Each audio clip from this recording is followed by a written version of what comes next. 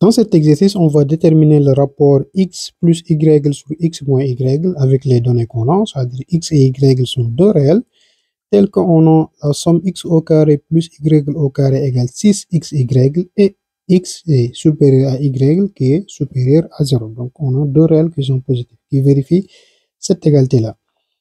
Ce qu'on va faire, on va partir maintenant de ce qu'on nous a demandé de déterminer, donc c'est-à-dire le rapport x plus y divisé par x moins y et on va calculer le carré de ce rapport-là. Vu que ici on a des x au carré plus y au carré qui est égal à 6xy.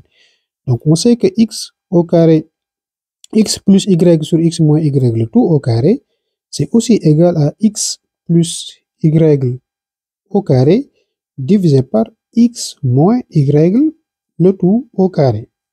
Donc ici, on va développer naturellement notre expression. On aura x au carré plus y au carré plus 2xy divisé par aussi x au carré plus y au carré moins 2xy. Donc on n'a fait que développer les identités remarquables.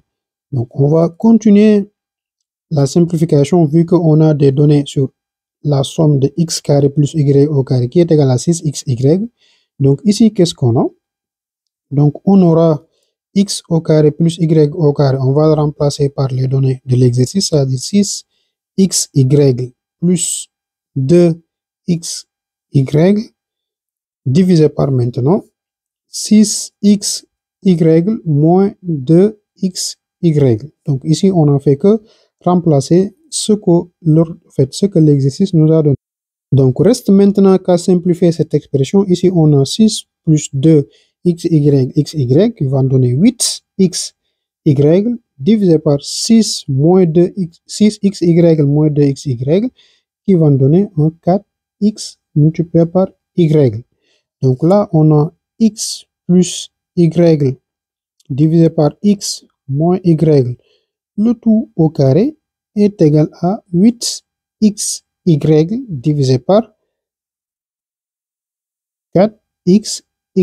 Or, on avait aussi comme donnée de l'exercice que x est supérieur à y qui est supérieur strictement à 0. Donc, on sait que x est différent de 0, y est différent de 0. Donc, le produit x et y est aussi différent de 0 et x moins y l'est aussi.